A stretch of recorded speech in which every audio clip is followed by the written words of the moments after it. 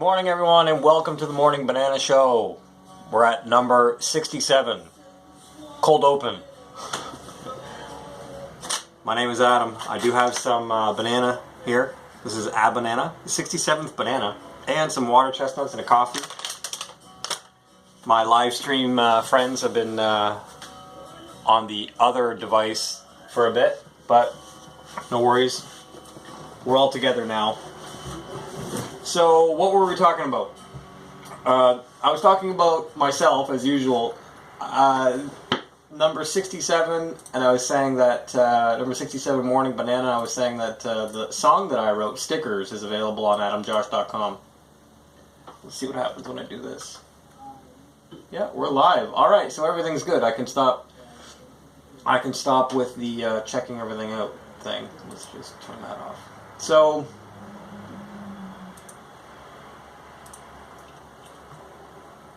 some things have happened since the last time we spoke. But before I get to that, let me say that the Stickers song is kind of funny because I am a person who questions the shape of the earth, as many of you know. Like, we grew up and they tell us that it's a ball, and you believe that. You know, I believe my parents when they told me that Santa Claus is real as well. And as you get older, you start wondering, is Santa Claus really real? And you get older and you wonder to yourself, is Earth really a ball? Is Earth really perfectly a ball? Anyway, so I made up some stickers, flat Earth stickers. One says, Earth is flat, they're stealing your money. And the other one says, Space farce, they're stealing your money. And you can buy those on my website, and I've sold a few. I'm going to be honest, I haven't made all my money back, but I've sold a few. And in times like this, I recommend that you go to mindballs.org or adamjosh.com and go to the shop section and initiate your purchase for your very own flat earth bumper sticker. You don't have to put it on your car. You can put it on a clipboard. You can put it on your desk. They're all reasonably priced and high quality bumper stickers. I recommend that you get those. So I wrote the song Stickers about that particular product. I'm going to adamjosh.com now. I'm going up to the top of the page and pressing play. The first song that comes on is Stickers. So anyway, there's a video for it on YouTube as well. I am the guy who wrote that song, Adam Josh. I don't write songs like every day. I write when I feel like writing, and I play when I feel like playing. What else can we talk about? So since the last Morning Banana Show, since number 66,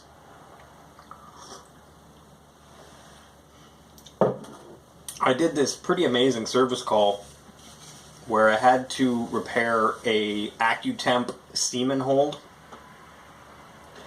and this is for restaurant number 2. So the problem was that the AccuTemp Steam & Hold, it was flashing different numbers on the LCD display, and then when it got low, there's supposed to be a beep that goes off when the water temperature, when the water level actually gets low. There's supposed to be a beep that goes off to let the people who are using the machine know that you need to add water. And in this case, it wasn't beeping. So you had some random flashing numbers that didn't have anything to do with operation, and then you had these this situation where the low water reminder wasn't working. So I diagnosed it with a head tech at AccuTemp, which I think they're based out of Virginia. I was speaking on the phone with these guys in America, told them I'm calling from Niagara, Canada. And we diagnosed the board together, and then there's some mechanical things that were wrong with it, like it needed a door gasket and a door handle. But we went through it on the phone, and then the guy was cool enough to help me. This guy, Doug at AccuTemp, ordered the $1,000 worth of parts. And yesterday, that's what I was doing. One of the things. So I drove down to the restaurant and installed the mechanical things first, and then I installed the board last. And luckily, everything worked. I even called that guy Doug and told him, hey man, thanks for your help. If you need a guy in Niagara, you got one now. Because they are, like I said, based out of the United States, and they don't have a lot of guys in Canada to do work for them. So, as you may know, it's hard to find a good technician, it's hard to find a good mechanic. I'm dealing with that myself, trying to find a good mechanic. I wind up usually fixing everything myself, and so I'm 38 now. It gets tiring when you're doing everything yourself all the time. You'd love to just rely on people. I've said repeatedly, if I could find like one person in my life that I could rely on, like my dad can rely on me, that would be fantastic. Up until now, you know, not so much luck. You like to think that you can rely on people, but it's hard to rely on people. I have some good friends, and I've got a couple good guys that work with me, but that's not what I'm getting at. What else can we talk about? We can talk about the what was going on in Iraq. What a joke. And we should talk about Megxit as well. The royal family. I like that. I like how people say that the royal family doesn't matter, but then also follow these stories. So, does the royal family matter or don't they? If you look up the website whoownstheworld.com, you would see that the Queen of England, the Crown, owns all of Canada, New Zealand, Australia. She's the largest landowner in the world. So that, to me, that's not ceremonial. And not only that, but the land isn't for sale. You may be too young to remember that countries went to war for land.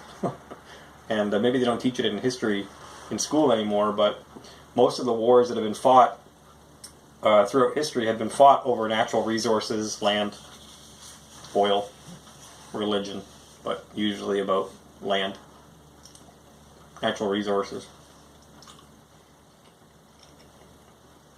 There's a point in history, though, where all the land on flat Earth that we can get to is kind of like taken, and then you have to have a military to protect it. So the Queen of England was one of the first, the royal family of England was one of the first to really start staking out territories and protecting them with militaries, and in our modern times. So she claimed Canada, claimed, Australia, claimed New Zealand. And if you want to go, it's not for sale, so if you want to go try to take it, you'd have to deal with their militaries. And when you talk about the Queen's military, you talk about all the Commonwealth militaries. It's not just that the royal family can muster the British Navy and the British military, the British Army. The royal family can muster the Canadian military, the Canadian forces. They can muster the New Zealand and Australian forces if they really wanted to. This is something that is not ceremonial. Nevertheless, Meghan and Harry, Prince Harry, have decided to try to live a life of common folk, which I don't think so. They're setting up a foundation, and I think they don't want to be common folk. They want to be celebrities. They want to be celebrities on their own merits. Well, I admire that. It doesn't work like that. So we'll see how far they get. Good for them, though. I think they were trying to raise their daughter vegan, so kudos to them.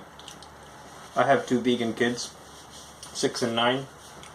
6-year-old has been vegan his entire life. But I know there's some challenges with that. What else can we talk about? Yeah, the Iraq thing.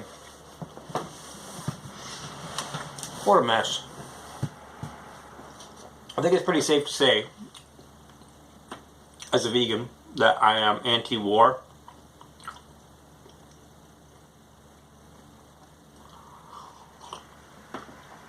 I'm anti-war. There's a time for war, a time to get into a fight. Absolutely. And my personal opinion about that would be when your country that you live in is being attacked, or when your home is being attacked. The thing is about violence is that if you're going to use violence, then you should use it.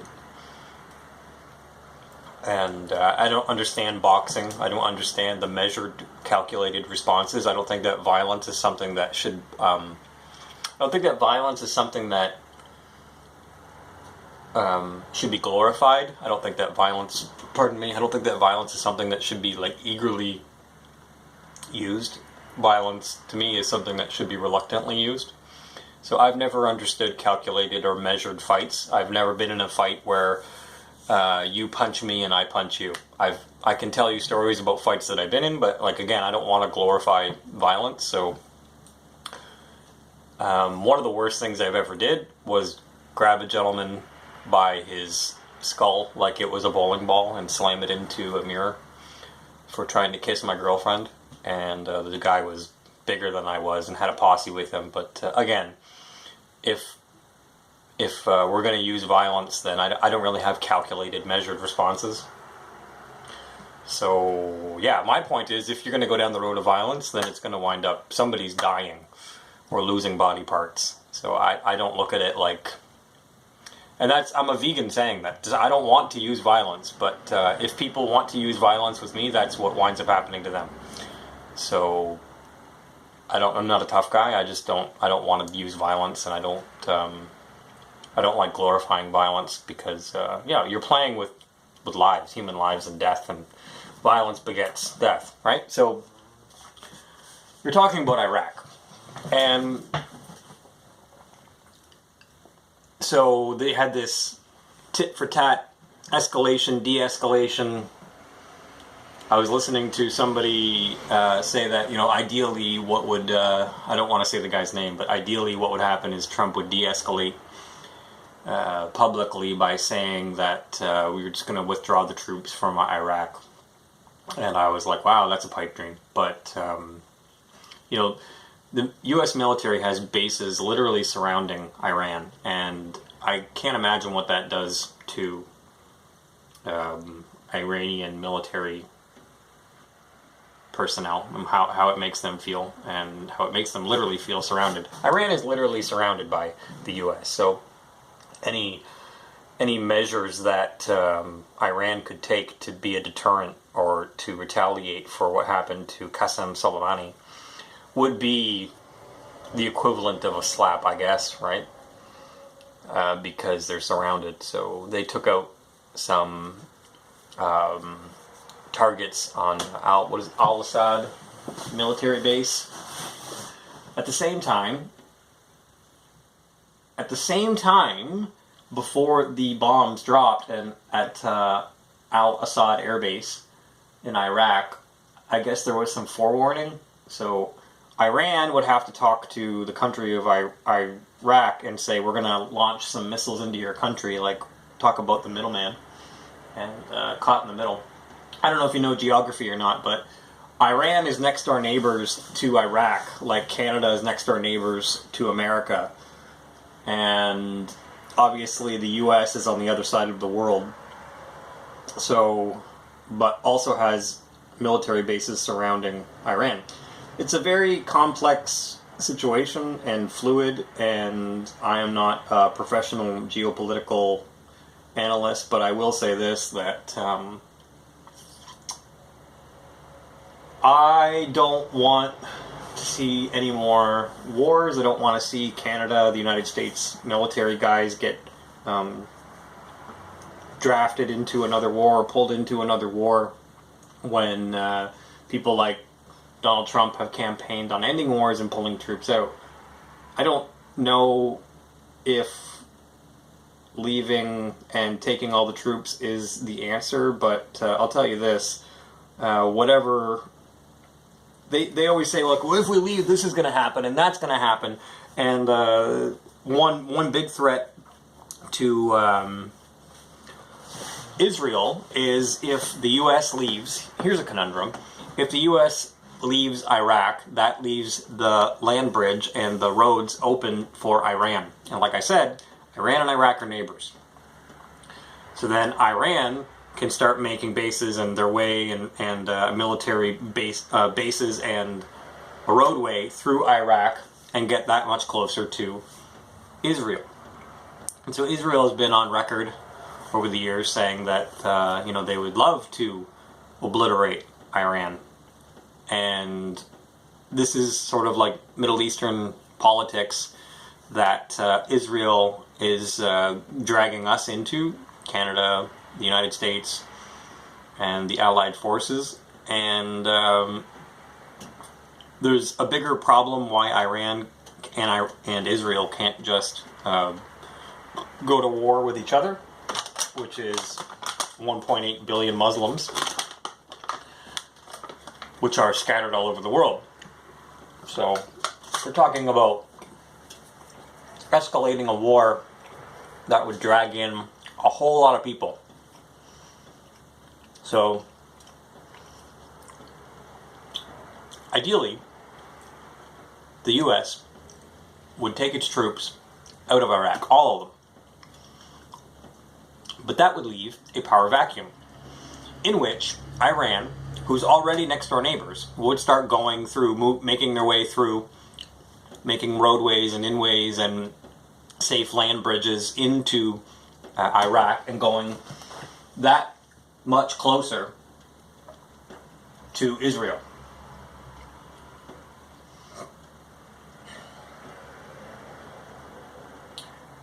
So it's not too hard to see if you look at a map what Israel is trying to avoid.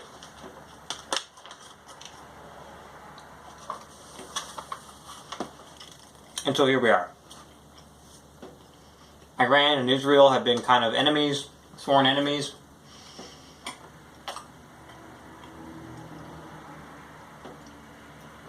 It's a giant mess. But sitting in Canada, it's not my mess. So I'm all for no violence. I'm all for withdrawing the troops. Why do we have to get involved with every overseas entanglement?